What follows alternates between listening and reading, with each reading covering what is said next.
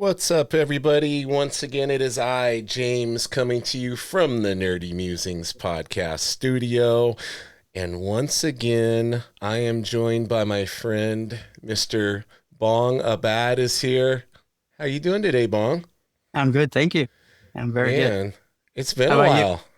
Yeah, yeah, I'm doing good. And we've stayed in touch offline, on the social yeah. media. And you've been keeping some secrets for quite some time now. Quite some time, almost a year actually. Yeah.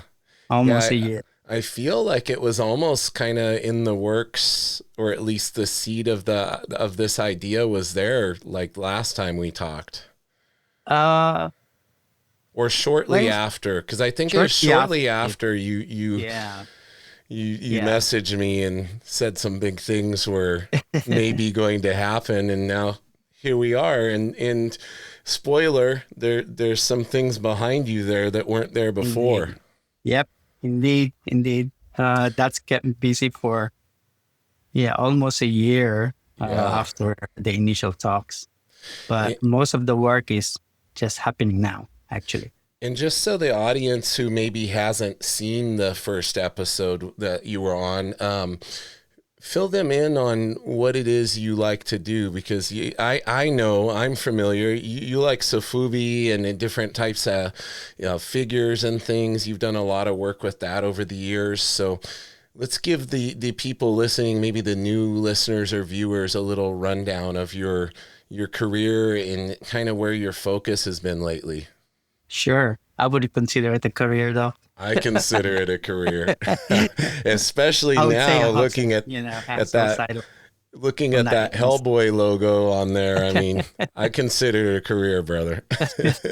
Oh well. So anyway, I started sculpting way around maybe just after COVID or just before COVID, and from there I made some resin figures that started with um the Kano one that I did, um, and then a few figures after that. But Sofubi came after maybe a year after I did resin figures. Okay. I had a friend from Japan who was doing sort of like kind of jiu-jitsu kind of Hmm. toy in soft vinyl. And just so happened that he's a friend of his friend. And he said, yeah, okay, let's do it. And that's how I started on making soft vinyl toys, or Sofubi, they call it in Japan. You wouldn't hear much people saying Sofubi over here, I No, think. that was a new term to me when we started Yeah, talking. yeah. So Sofubi, soft V actually, they use in Japan, but Okay. eventually Sofubi for others. So, and since then I've done a few figures. As you know, my main one is the Calabao or the water buffalo, Yes. which is my mascot for my brand Gawakoto. Yeah. And as I don't know if s- some people know that Gawakoto was a BJJ brand or making Yep. gi and MMA stuff, and just made into toys instead. Yeah, yeah, that's so cool. And you have a love of comics and art, and are an Indeed. artist. Like, did you ever think that was gonna take you into making figures like this? Like, Uh, what was the pathway that led from like more being comic focused to yeah. this type of thing? Uh, I don't know. To be honest Boredom? with you, it just went this way somehow, somewhere along the way. I think the catalyst for this is it's a weird thing, but I think it was jujitsu. It's Interesting. always been jujitsu. Yeah. Um, because when I started like doing, I didn't actually start doing comics. I did like indie stuff, and it's not really a work. So I Right. just did volunteer work for some of my friends, and I know I wasn't good enough to be a penciler, and I said, "Oh, just maybe I'll use it somewhere else." I That don't so know. happened. I've Yeah. seen some of your stuff, man. It's pretty dang good. Oh, thank you. Yeah, yeah. So instead, I discovered Jiu-Jitsu, and somehow I I I don't know. I just had this idea to how about I incorporate comic book art into Jiu-Jitsu. So that's how the brand started, and collaborated with other brands like Scramble, Tatami, Bad Yes. Boy, and stuff. This was like a long time ago, long time ago. It's like over 10 years ago. When you mention Bad Boy, we know it's a long time ago because that was like the original. Zero. Yeah. Bad Boy. Yeah, that happened when I came over here. Actually, when I moved in the U.S. Okay. 2014. That's like 12 years ago, right? Like, See, I remember when Bad Boy first way before, right? Way came before. around. Yeah. Yeah. And I remember the only way, because the nogi attire back then was that you were the coolest if you had the Bad Boy short shorts, like the Vale Tudo shorts.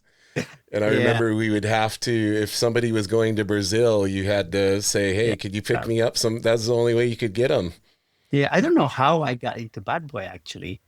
I didn't Uh, even know they were still around in yeah, they did. 2014. They were like into surfing and like other, I don't know what kind of sports they Yeah. represented before. And then suddenly they shifted into MMA. And that's how I said, oh, they're doing now. And then it so happened that they have a office in San Diego. Oh, wow. So I was like, oh shit, Yeah, let me because they contact. were they were around. I think I got my first pair of Bad Boy shorts in like 1997 or So 1998. wow, Yeah, wow, wow. I that's a long time ago. it was a long time ago, man. Yeah, yeah. 30 years of EJJ this year. It's Oh crazy, wow, wow. So crazy. yes, so with those commissions from or collaborations with other brands, and one thing led to another, and eventually, at some point, the market became so saturated with Hmm. brands and stuff, and I always consider Gawakoto the brand is, well, back then, like the Hmm. brand that incorporated comic book art into Jiu-Jitsu, all Yeah, of that weird stuff. And but it's so then eventually other brands are coming out with cool stuff, and it was hard to cope, man. I was for on my sure. own. I was like doing everything on my own, and I didn't have any. I did have some help eventually. Um I collaborated with Scramble and stuff, so they did all the logistics of Gawakoto back in the day. Nice. But eventually, it to be honest, it wore me out. It it was just too much trying to cope with everything and looking at designs and making up good design that hasn't been done before and Very stuff. hard. Yeah. Yeah, and at the same time, I also moved in the U.S. back then, and then work took so much of my time, and I was driving like a few hours away from work and then come back so Oh tired. man. But eventually, it's like so the brand, the BJJ brand, Gawakoto to like kind of Yeah. less. Yeah. So and and during that time, I was thinking like, what am I gonna do? I have to have an output somewhere, and I was still doing jiu-jitsu that time, and eventually maybe I should try some sculpture. So I went to SDCC at one maybe like 2019, 2018, and I look at these figures like the sideshow, and Oh, the sideshow figures are crazy. that is crazy. And I look at it, it's like, damn, these are really good. Maybe I should try sculpting. I Yeah. haven't done any sculpting Oh, that's what I was gonna. before. That's what I was gonna ask you. Had you been into sculpting? You just like, okay, I'm gonna do it. No, I didn't. I haven't done anything, any forms of sculpture.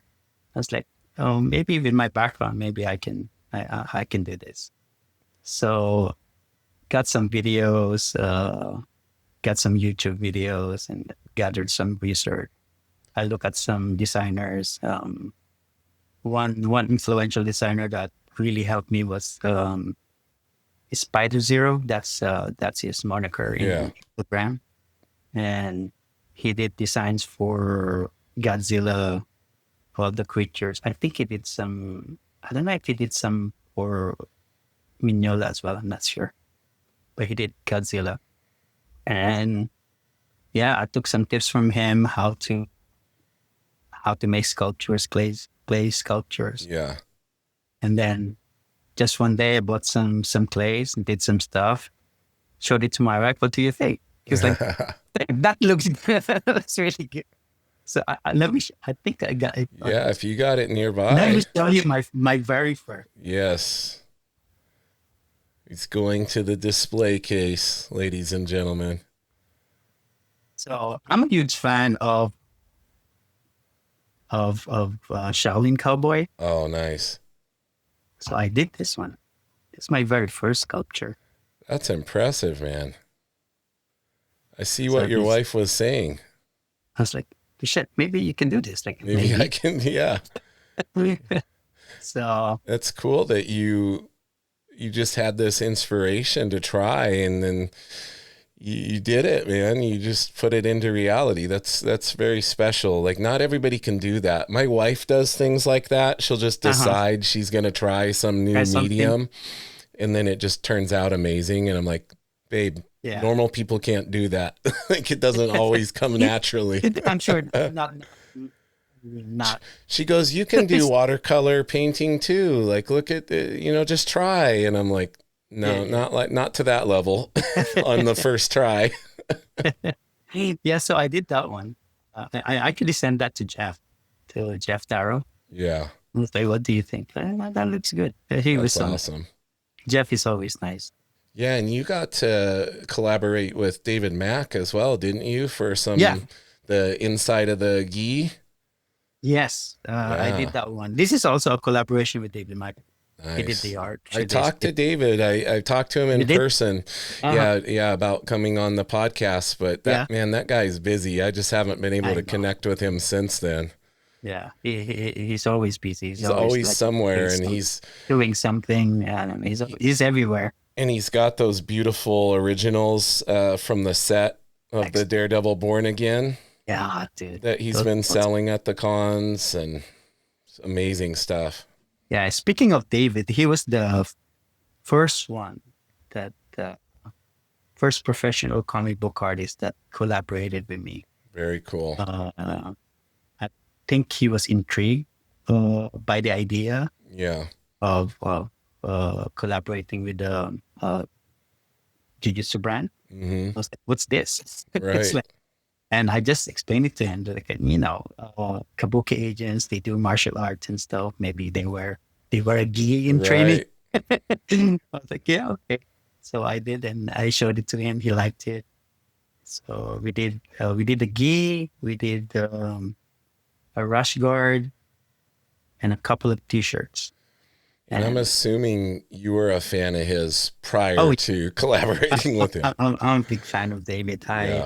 I collected his work ever since the first days of Kabuki. The first print of Kabuki, I'm into those, man. These are like black and white, almost, and he wasn't underground, almost underground. Yeah. Published by Caliber Comics. Do you remember Caliber Comics? Yeah, I do. Yep. Yeah, so I got those. And you got to look at the shirt I'm wearing. I remember all the stuff from this era, the Wizard era. Yeah, but he was just like, he wasn't on the big. He wasn't the mainstream back then. Mainstream. He was like Sandra. I don't know how I found his work, actually. I just found it and it's like, wow, this is so good. Yeah. And there's a lot of like Japanese references, Japanese mythos and stuff. And you probably never could have imagined that you would end up working with him. You're right. In a million years. Yeah. I actually, I told him this. I did a comic, independent comic in maybe 1994, 1995. It's called Kuli and the Daggers of Armageddon. It's like about three cursed beings and, trying to save her. And I sent it to him.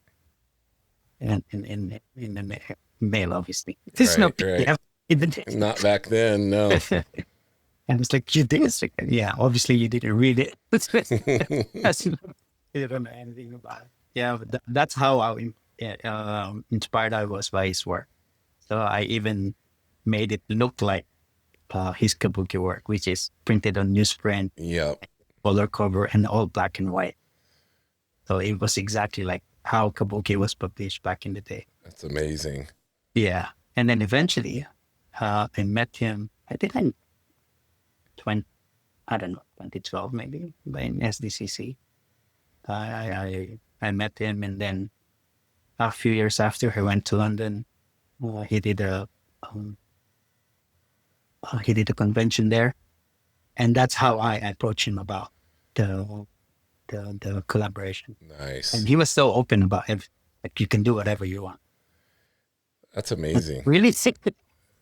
Yeah, yes. He, Sure. he was like there for it right out the gate. It sounds like like what I said. I think he was intrigued by the idea. something different than he had been approached with before. Yeah. Yeah, that went pretty well actually. we sold out of everything. Yeah, even non-comic book fans are like, "What is this?" That's great. Yeah, a few people send me a picture. They put it on a frame instead. They bought two, and then one for training and one for the friends. That always gets me, man. I'm like, you gotta wear it. You gotta enjoy it. I still wear it. Even my most prized show-year-old gis, I've worn every one of them at least once. Yeah. At least once. Yeah, it kills me because Mark Arsenal, the guy that owns Illust, when Show-Year-Old did the collaboration with Illust way back in the day, there was only one A5 made, my size, the big boy size, in each color. And at one point, I owned the only navy blue one. But I know where the white one is. It's framed in the Illust shop, and he refuses to get rid of it. I made him a ridiculous offer at one point, and he's like, "Nope, it's staying in the frame up at the shop." Maybe eventually I'll put kabuki on. Yeah. I'm like, you gotta let it out in the wild. Let somebody who appreciates it actually use it, you know? I seldom wear it. I wear it. Yeah. I seldom wear it now, but I still wear it. That's so cool. Now, transitioning to sculpture again, you started traditionally. Did you make your way to any digital sculpting after that? I did. I had to. It was more like a necessity rather than... You didn't want to breathe resin all the time? Yes. The fumes? Yeah, the fumes are so bad. And that's another thing. I have to learn how to resin cast, how to make a mold. Yeah. So I bought all of this stuff for that. And I think my hands, with Jiu-Jitsu plus sculpting, my hands got really bad. Oh, I can imagine. I developed carpal tunnel during that time. And then obviously the mess I make in the garage as well. Did you have a pressure pot and all that kind of stuff? Yeah, everything. See, I only know about all this because my wife is obsessed with resin stuff. So she knows, she doesn't have a pressure pot, but she knows all the tricks. And yeah, you can get away without a pressure pot. Yeah, she's gotten away without it, but she's like, maybe one day I need that too. It's easy to set up. So out of necessity, I have to let go of clay sculptures and go into digital. Yeah. And one sculptor that I met in Masterpalooza is like, why don't you try ZBrush or Nomad? Mm-hmm. And Nomad is an app on iPad. Okay. It's basically the iPad version of ZBrush, similar layout. Yeah, but it wasn't available in PC until recently. Okay. So this is more like exclusively just iPad. Yeah. A few years ago. So I tried that. It was a simple app actually. It's very intuitive. Yeah. I tried ZBrush. I couldn't learn ZBrush. There's too many. So many tools in there. Yeah. Yeah. Imagine like going into Photoshop the first time. Yep. Like back in the days, like, yeah. What are these? What are they going to do? They are all features developed for ILM because John Knoll was the one that created Photoshop with his brother. Yeah. And that's all tools for like movie making stuff back in the day. Yeah. And then double that, those features on Zebra. Wow. I was like, I can't learn this. I mean, Yeah. I know how to, do clay sculpture, but I cannot learn all of it. But with Nomad, it was simpler. It's More intuitive for you. Yeah. So eventually learned that. And I forgot I think my first output was the Chutulu. I don't know how to pronounce Chutulu, that one. So I did that one, and then eventually transitioned fully into digital sculpting. I never touched clay since then.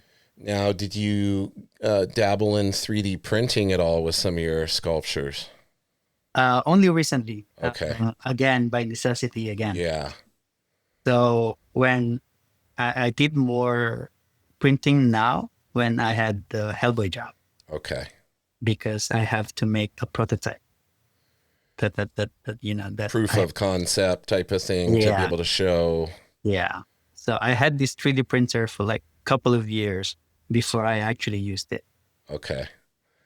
Now let's not get too far ahead of ourselves on the big reveal. Because I feel like first we need to talk about your love of Mike Mignola's work. Because that goes way back. Yeah. Mike's work has been hugely influential in everything that I do art-wise, I remember getting the first issue of Hellboy, which I didn't get. I tried to. Yeah. We were like I was in the Philippines at that time. Not the same access to mainstream comics. I think they only had like 1 or 2 copies. Yeah. Because it was like, who's Hellboy? Who's Mike Mignola? And that time, like Jim Lee, Will Spatacio, Rob Light were the names, to remember. Not Mike Mignola. No. So, but before that, actually, before Hellboy, I managed to get his Dracula. Oh yeah, I remember adaptation. That. Yeah. Bram Stoker's Dracula. And I was collecting Blood the Impaler that time with the Esteban Morato. I don't know if you have that one. I don't have that one, but I'm familiar. Yeah. So Esteban Morato did the Blood the Impaler with Topps Comics when they were still doing comics. And then eventually, and I saw an advert in that, I think, that like there's a Bram Stoker's Dracula comic book. I can see the cover. I can see the cover in my brain, like just in my mind's eye. And that time, Bram Stoker's Dracula was a huge thing for me. I love that movie. I like how it was made. Because Mignola did the one cover, right? Yes. Because I can picture the lighting on Dracula's face. Yeah. The way he portrayed it. I need to get hold of those ones. That blew me away. It's totally different from what we see from the mainstream. Mm-hmm. Not all the cross hatching, the overly muscled, superheroes, and the pouches. We didn't see those ones. All the pouches and the giant vacuum cleaner guns and everything.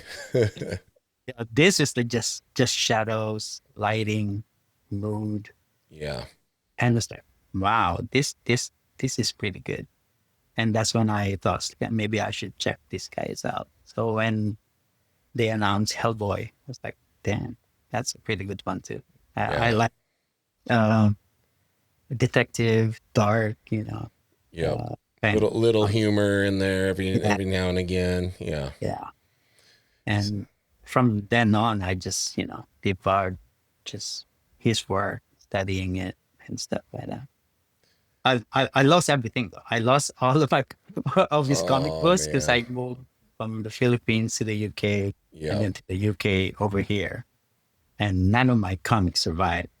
Only like a few. That's heartbreaking. So I lost everything. You've probably been making up for it ever I since. am. My wife is like, stop buying those books. Like, I Yeah. know, but I want to Can't. see them. I want to see them again. Got to recapture it, right? Yeah.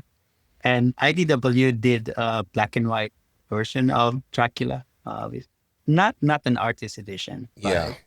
but it's like large format. Yep. Like a deluxe edition in the Yeah. black and white. Yeah. Yeah. So I got that one, and then I got also the colored edition as well. I got it on eBay. Got to have all of them. I got that too. And then the rest of Mignola stuff that I had to buy again, all those Hellboy trade paperbacks. I might have asked you this the first time you were on and we were talking about Mike, but did you ever grab any of his, like go back and grab his older mainstream stuff like that he did on X Factor and some of that? No, I do remember having one issue of his work. Yeah. I didn't realize it was it. It's interesting because it doesn't seem No. like him. Yeah. Like going back on it, like if you saw it first, it wouldn't be as jarring. But when you think of him and then you go back and look at that, it's like you can see a little bit of him in there, but it's so different. Yeah, it's so different. It's more like Jack Kirby kind of vibes. I think that's how they describe his work, like Jack Kirby, lit in German expressionism. Yeah. Yeah. Yeah, and he just kind of like, you know, he was trying to fit into this mold of mainstream, and then he just kind of had this inspiration and loved drawing monsters and things, and that's when he kind of started doing his own thing and really developed into the style that we recognize today. Yeah, I think he did mention in the documentary about this was a light bulb for him when he did some justice thing they did for DC, and it's like referencing Jack Kirby designs. Yep. Like, oh yeah, that's what I want to do. Yes.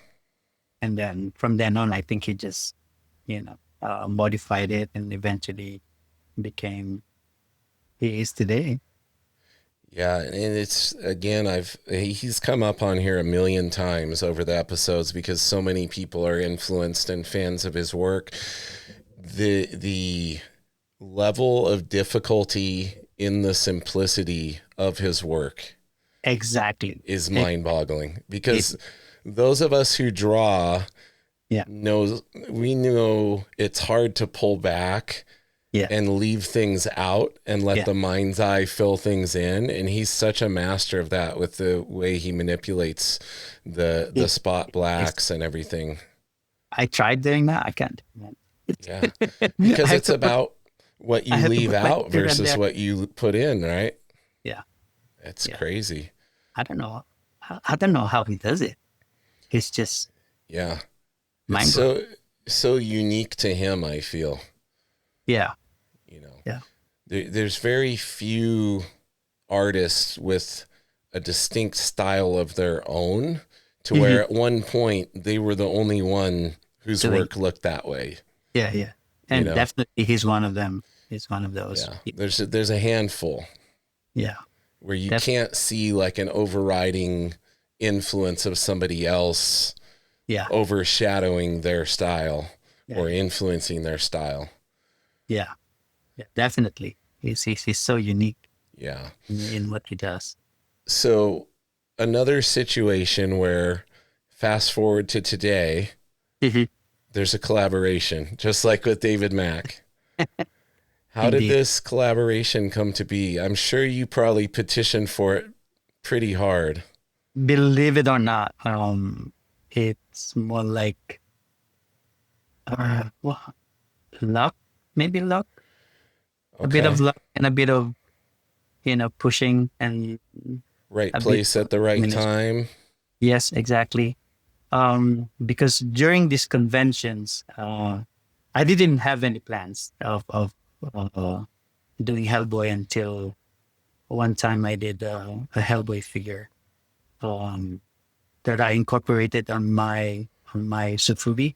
Yeah, you gave him the right fist of doom, right? The kind of doom. Right hand of doom, yeah. Wait, let me do a head.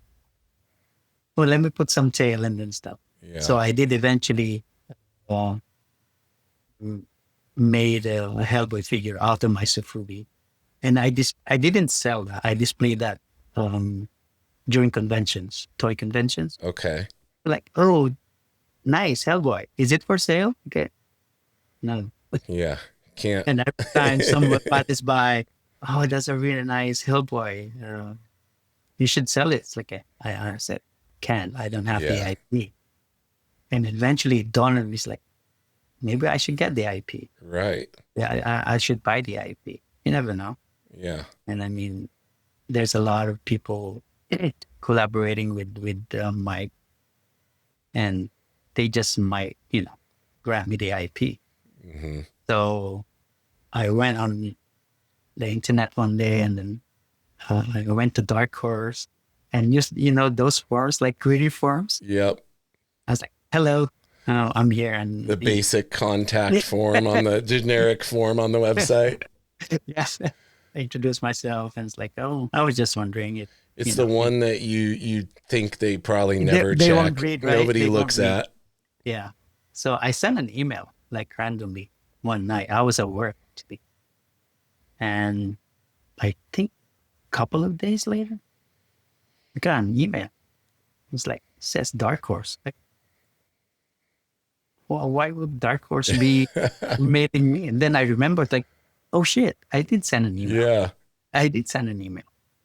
And one of the directors, I think it's product design, product director, emailed back, and it's like, oh, that's an interesting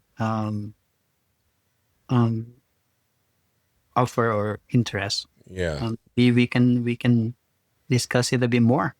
Okay. What? That's crazy. Thought you were dreaming. Yeah. And it's like, okay. And I think it was May that time, May or June, when I got the email. And they said, you always go to SDCC. Maybe, I don't know, we can set up a meeting and maybe we can discuss it a bit more. And they said, like, yeah, sure. I was like, what? Okay. You're like, this is going far too smoothly. Yeah. It's like, I told them, I was like, Dark Horse emailed back. Yeah. And they said, they want a meeting. What? It's like, are you kidding? It's like, no, I'm not kidding. Like, content, set the meeting. So we did set a meeting. We met eventually at San Diego Comic-Con last year. And I was introduced to another director from Dark Horse. And I pitched literally, like I've never done a pitch before, whether for a comic or anything. So I pitched the idea. Initially, the idea was I'm going to incorporate Hellboy into my little sandbox, which is the anime Jiu-Jitsu world, where he'll be, wearing a gi, get MMA, and it'll be based on the actual Sofubi that I made already. So I showed him that this is what I want to do. And I don't know, what do you think? And I think one of the guys actually is a Sofubi collector. Oh, okay. I think. Yeah. Because he was like, so when you do this, can you do different colors? And yeah, I can do different colors. And like that, the Godzilla one, you can make it green and stuff. So he knew the lingo a little bit. Yeah. Yeah. So, and then he eventually said, we're actually thinking of a different kind of project with Hellboy. And it just so happened that, you emailed us about this idea. And so again, right place at the right time. The timing was there. Yeah. Yeah. So, and that was that actually. I thought that was just a meeting and say, okay, we'll carry on emailing and discuss the project and we'll see how it goes from there. And I thought that was just that.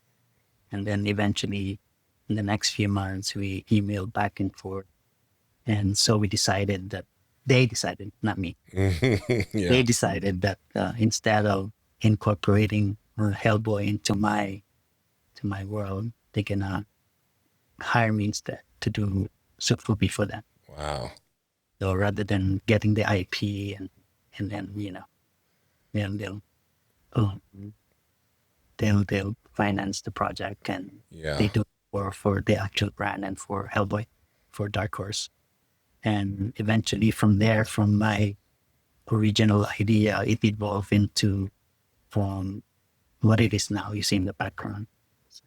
I do see it in the background, and I feel like we need to get it closer to the screen if you're willing.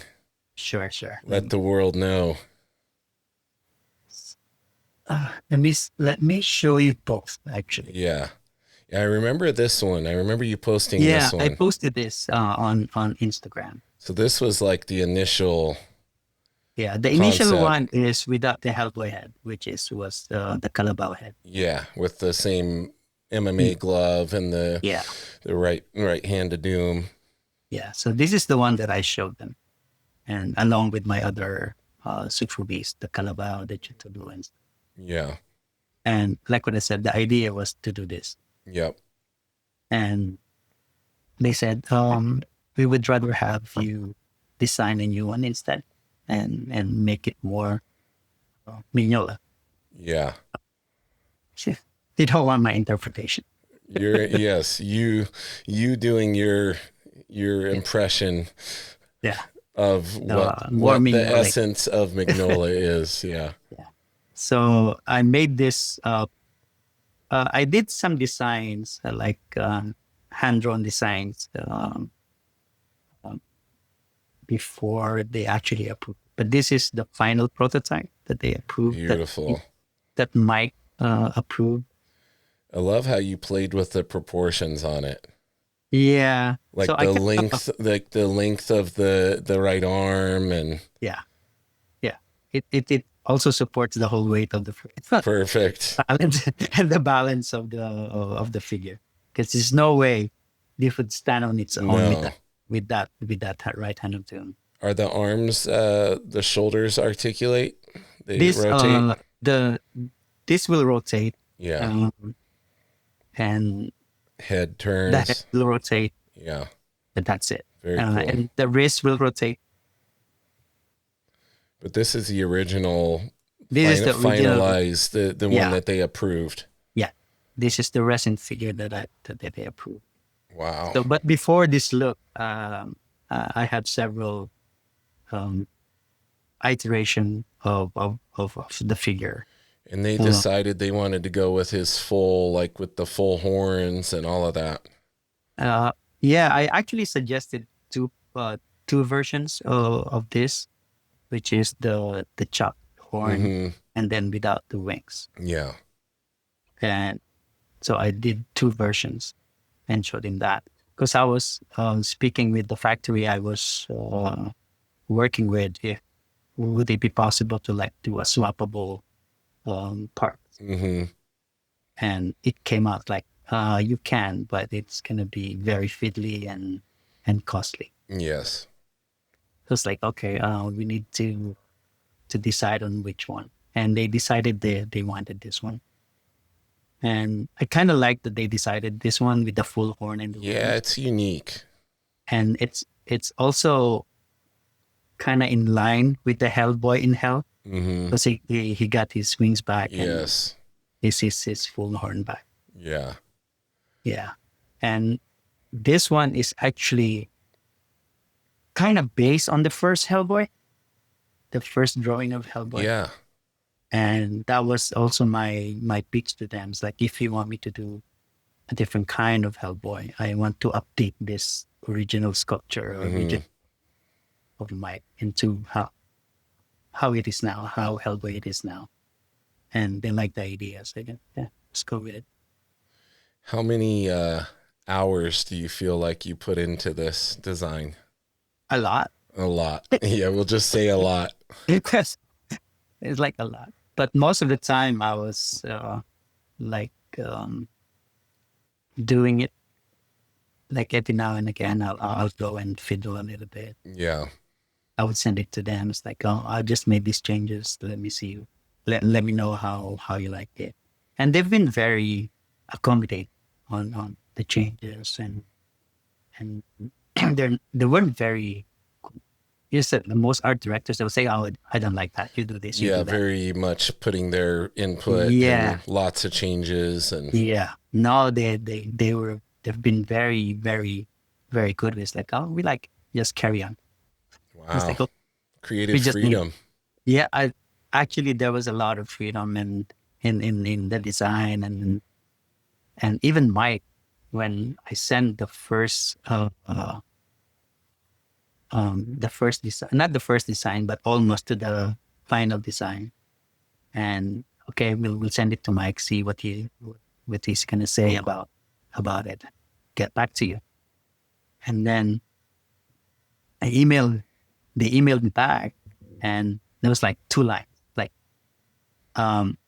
there's something to do with the handle tool Hmm. having too much cracks. Okay. Because I put a lot. And for some Yeah. reason, I put a lot. I like it very distressed, Yes. and said like, there's too much cracks on the handle too. And then I emailed back. There's only 1 line in here.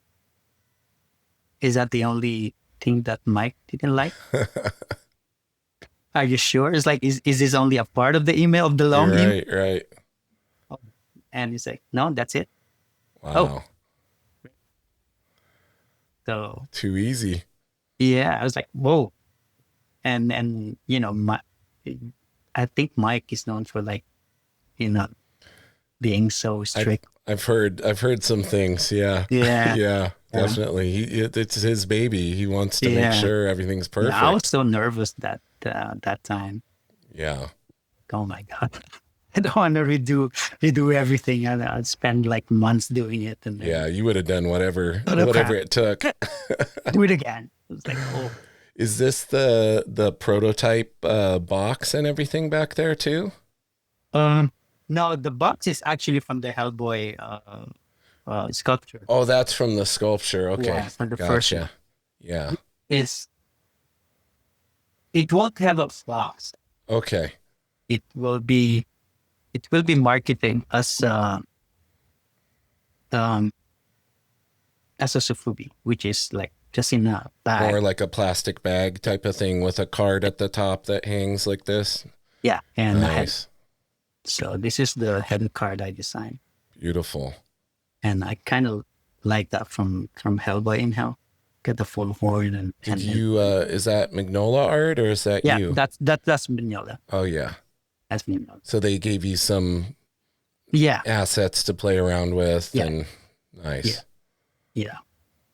And this will come out with like some stickers as well. That obviously Mike's art, not mine. Yeah, yeah. I would Yeah. like to see your interpretation though. Maybe I'll do one sticker. I would like to see it. Yeah. Now, what's the projected timeline on this? Because it sounds like everything is pretty much finalized. Now it's For probably what? manufacturing and all of this is going on. And Yeah, it's from the info I got from Dark Horse. We are planning to launch this at SDCC, nice. so it will be like an exclusive SDCC Hellboy. Wow. So, and then eventually, I think it will be made available online. Amazing. Yeah, that's so So far. the news probably is going to be coming out pretty soon because SDCC is going to come It's up coming. quick. Yeah, they said they're going to solicit some of the products for SEC at some point, and that's when this will be announced. And yeah, I'm excited. I'm nervous and excited as I well. bet I don't know how people are going to react. they're going to But love it. I can already tell you. I I like hope how so. modest and humble you are. Oh, It's gonna be a big success, buddy. oh, I hope so. I hope so. I mean, I got the greatest compliment already from Mike that he approved it. Yeah, that's a huge one. That's a huge one already. Yeah. But And the you one know, line of, fans critique. could be cruel, man. Fans could be so cruel, They can be, but I think real fans also have a great appreciation for the creativity and Yeah.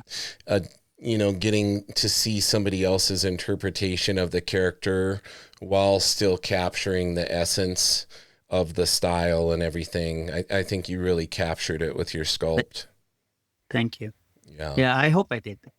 You did. I know as an artist though, it's hard, man. We question everything Yeah. we do. Yeah. Yeah. So Now, hopefully after this, if they liked it and the fans liked it, then hopefully we'll get to do more. more I want stuff, yeah. more. If I can explore Mike's universe and do more stuff for him, I'd I really like to see your interpretation of like a Abe Sapien or yes, something. yes. I Yeah, would that love would to be do Ape. amazing. I would love to do Ape. And um, oh, you can, you can see the one over here. You can. Yes. Oh, cool. It's like a robot, like a So mechanized version. yeah, so they did.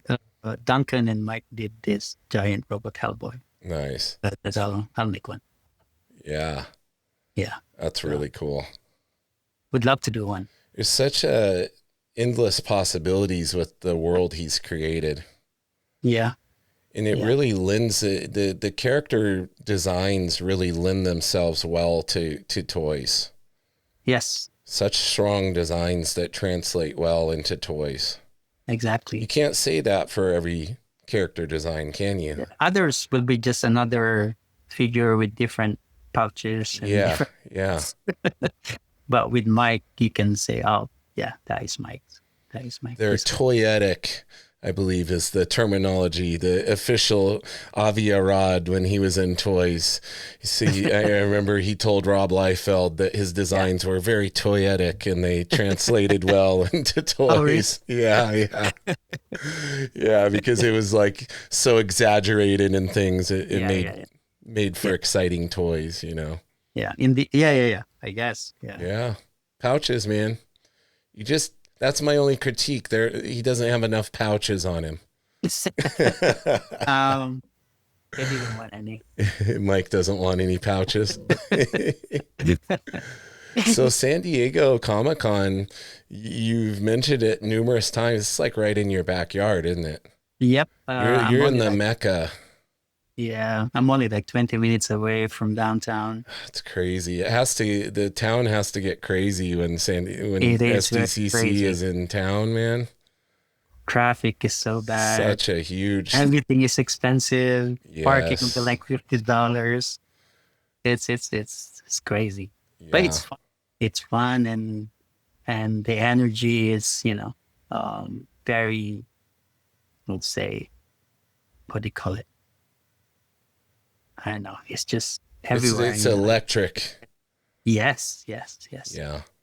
Yeah, I've been to a lot of cons and I've only been to SDCC once back in 2016 and it's different. Like the vibe is different. You got to Yeah. I believe every comic fan has to experience it at least once. Yeah, I agree. If you like cons, you need to go at least once and you're going to always want to go back again. Yeah. And SDCC after COVID, I think it's getting more like comic book focused now That's good to hear. rather than Yeah, Hollywood. when I went, it was a lot more still the Hollywood stuff Hollywood. Yeah, because the Disney Marvel doesn't do much there now. yeah, they don't even really like have anything set up there anymore. Yeah, even DC, they don't have much now. Yeah, So Image always has something though, right? Oh yeah. Yeah, They and they have one of Skybound the and biggest everything. booths now. They used to have small ones. Now Yeah. they're one of the biggest booths in Smart. SDCC. Yeah. If Marvel and DC aren't going to do it, smart for Yeah. them to position Yes. themselves. Yeah, so definitely, yeah, it's more comic book focused now, which is good. Well, speaking of comic books, that's a perfect segue into how I want to, as we approach the end of the episode here and wrap things up, what comics are you consuming nowadays? What work is inspiring you? Right now, nothing new. Nothing standing out to you? You're not picking up Absolute Batman or anything Not like yet. that? Not yet. The Although trade is the first two trades are out. yeah, I plan to get trade, and my friend has been telling me about this Arkham. Arkham M or Yeah, Arkham. Yeah. Arkham. Yeah. Yeah, that's a good single, like one shot. So I like I like the idea of the Absolute Batman, and I like the design. I think you're really gonna like it. Uh, That's I'm been hoping. my one that I've been like Yeah, recommending to everybody if they haven't. Yeah. yeah. And you know what? The Absolute Wonder Woman is actually really good as well. Who's doing that? I don't even know the artists. Like I hadn't seen their work before, but it's a very unique style. Like I think Yeah. you'll like the style. It's and just this portrayal, this origin of Wonder Woman and stuff is really really hmm cool. hmm And like everything, it that in the Absolute world, it's extreme. Like she's as tall as Absolute Batman. Yeah, yeah, Like yeah. when they team up, they're like the I think same I saw a height. picture. I Yeah, saw a yeah, cover. It's like Batman is even shorter, right? yeah. And He's like, he's supposed to be like 6'9" or something in the comic. Yeah, so it's oh, cool. he's an Amazon, so yeah, it makes Yeah, sense. she's supposed to be bigger than a Yeah, normal person, right? And she's got the huge, anime inspired sword and everything that yeah. they find ways to make even more extreme throughout Yeah, the I think book. that's what I So like about DC right now. They're pushing a bit more than your usual comic book they're kind of. taking risks, Yeah, which yeah, seems to be the thing that Marvel's afraid to do. no, yeah, They're kind of staying within that wheelhouse of the way they've always done things, and yeah. I think they need to take some big Some risk. risks and give more creative freedom. Yeah, they're still more into like, let's get this writer, just get this artist, Yes. and do this Let's have maybe. the 50th different Yeah, iteration of the X-Men and yeah, yeah. But what DC did with Batman and Superman's just totally different. That's yeah. why people are responding to it. Well, and it's bringing in new New comic readers. fans. Yeah, that's true.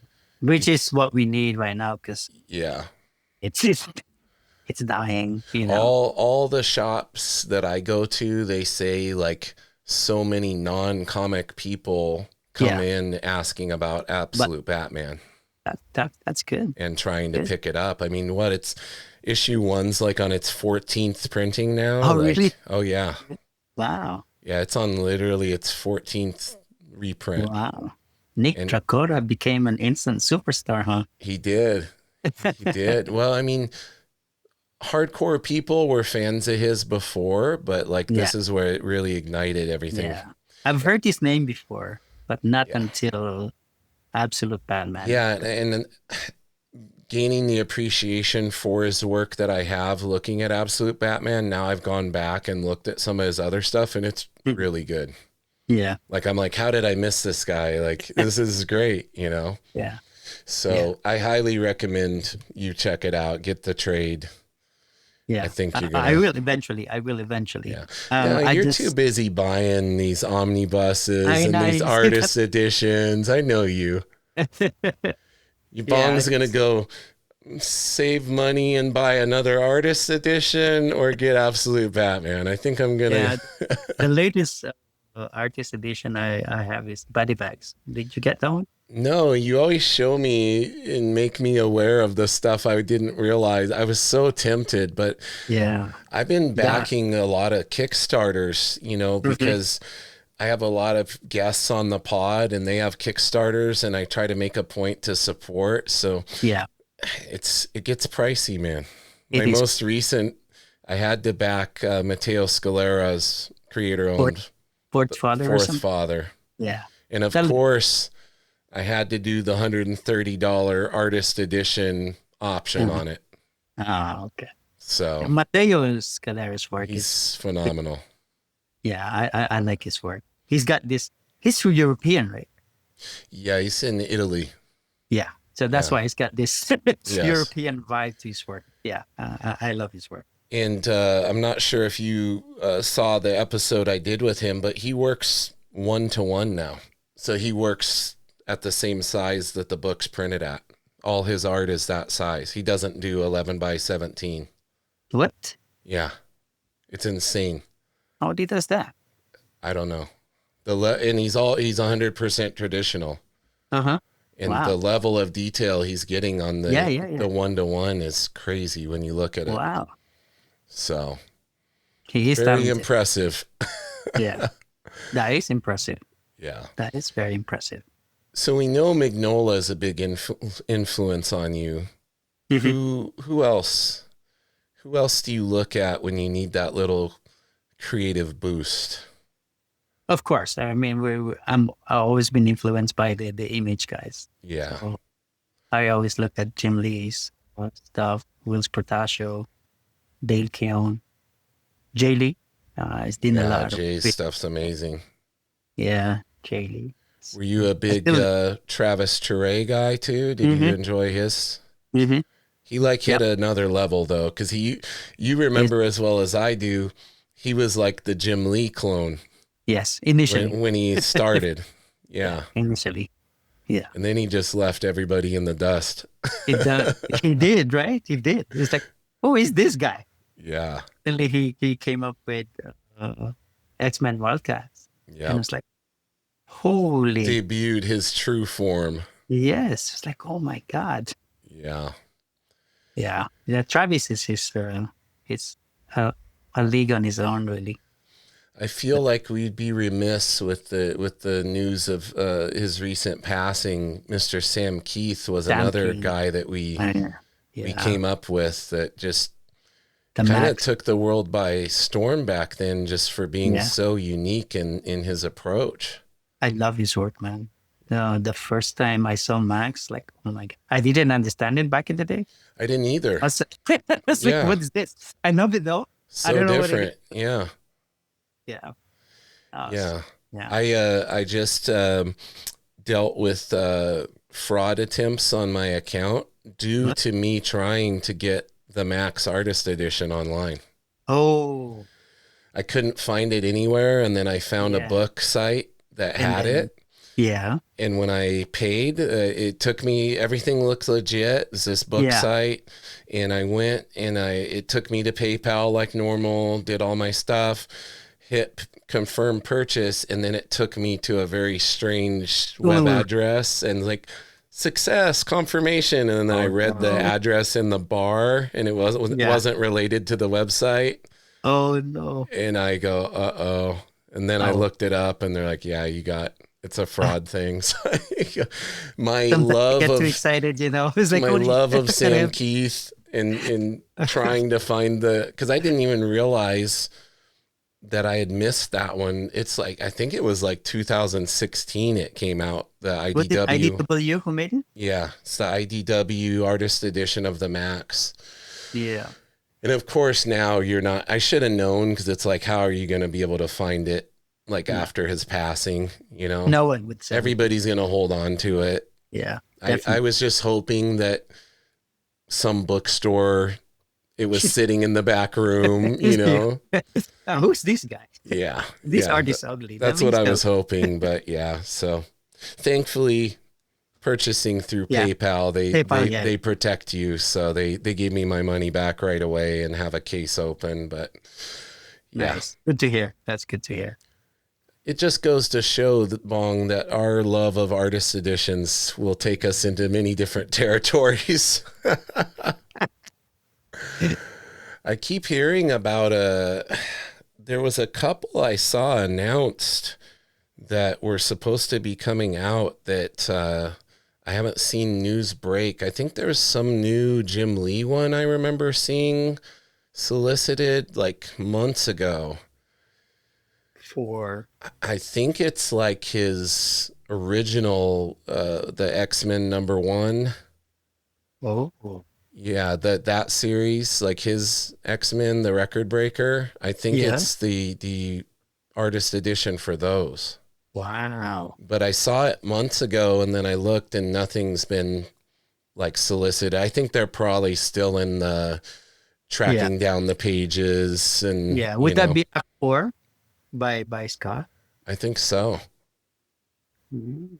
So yeah, that was one, and there's another I'm blanking on. Oh, also the Skinbreaker David Finch Deluxe Black and White Edition is going to be coming out.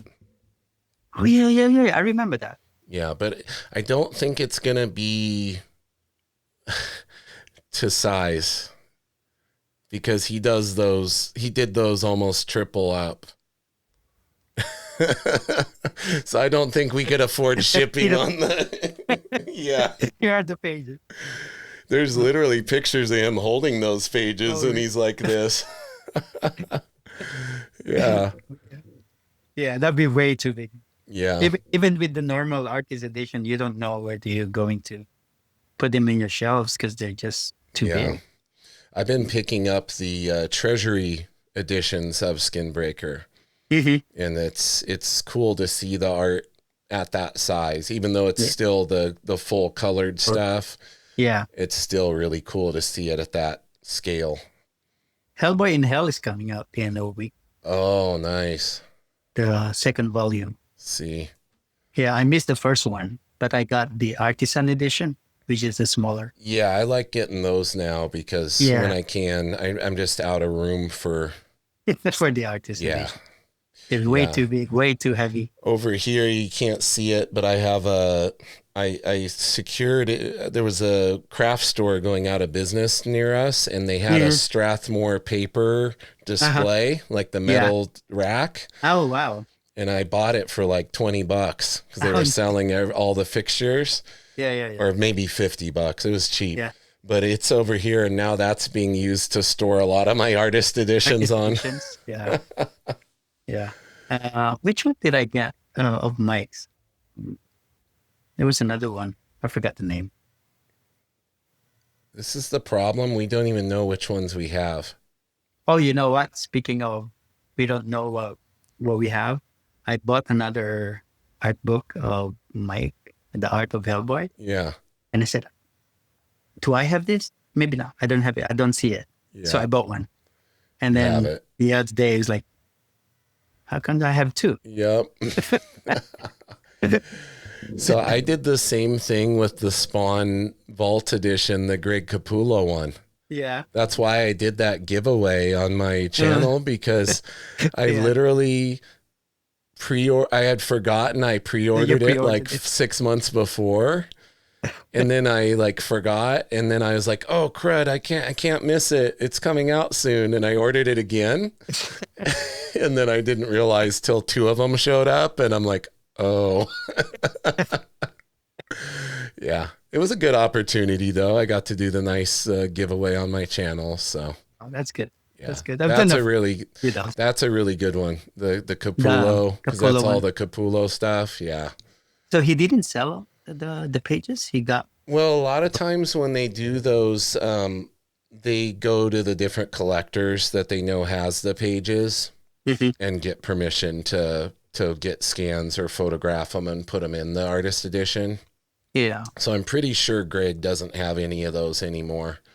There's a few on his website still available, but they're in the territory of mere mortals can't afford them. Yeah, I know some artists keep their pages. Yeah, like Ryan Otley, he's keeping everything from the new Battle Beast series. He's not selling any of those. Yeah, Chris Somney has all of his Daredevil and Black Widow. Todd has all his issues of Spawn that he drew. I think Jim Lee got his first one, the first issue. Jim Lee has some, the X-Men, right? The first one. He sold a lot of his older, like, Uncanny stuff and all of that. But not the X-Men #1. No, I don't think so. Yeah. And Rob, I think Liefeld held on to all of his, like first X-Force and all of that. So yeah, they reached a point to where they didn't need to sell anything. Yeah. Unless it's like dire situation, then they need a few million. They can put one of them up. Yeah, Pages recently has been skyrocketing, right? Pages are crazy, Bong. Crazy. I've been having people reaching out on my comic art fans gallery because I have all my Invincible pages up there. Yeah, and because of the animated show, yeah, I'm getting crazy. Hey, do you want to? I'll trade this. I'll sell this. And I'm looking at their collections. Some of it's tempting to do a trade. Yeah, some of the pages they have.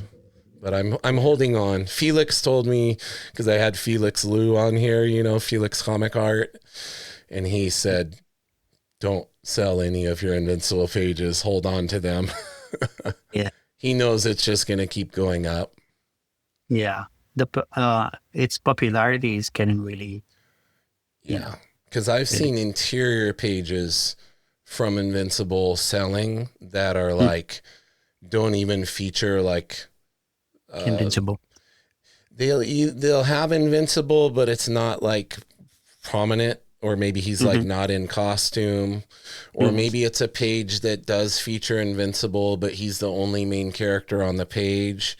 And it's like, I've seen some go for like interiors going for 17 to 19,000 for a basic interior page. Wow. Like cover prices for an interior page. So yeah, people are going nuts right now. Yeah, and people have money, huh? There's the collectors, the true original art collectors. They are our bankers and our stock guys and all of them who grew up loving comics, and now they've got... I only have a few pages, but they're not even that expensive. But they mean something to you. Yeah, they do. Obviously. To me, that's what it's about, because I didn't buy Ryan Otley art because I thought Invincible one day was going to be this popular. I love Ryan's art. Yeah. And I wanted to support his work, Yeah. Same thing. I bought Will's Portacio's Wetworks art because I like it. And one of those comic books that really got me into drawing. See, for me, that would be a huge thing because I love Wils's work and I love Wetworks so much. Someone was trying to buy it off me, actually. Yeah. I'm keeping that one. Yeah. And, it's one of a kind. Yeah. It has the sentimental value and it's one of a kind. Published page, like that will always continue to go up in value. Yeah. Yeah. Awesome. Maybe my kids eventually. Maybe if they have the appreciation for it. Bong, I'm so excited for you, man. Thanks so much for coming back today. Thank you very much for having me. Thank you. Why don't you let everybody know the best place that they can keep track of you so they can see the announcements once the figure is released? Sure. So you can look at my Instagram page, which is at Gawakoto, Gawakoto.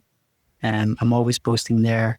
Also on Facebook, same handle, Gawakoto. And that's it, really. Keep it nice and simple. Yeah. I'll be posting more previews and maybe behind the scenes process and stuff like that when I'm allowed. And you'll be at San Diego. Are you going to have a booth or anything there? Are you just going to be there as a fan? I won't have a booth, unfortunately. But I don't know what Dark Horse is planning. So the toy will be there, I hope.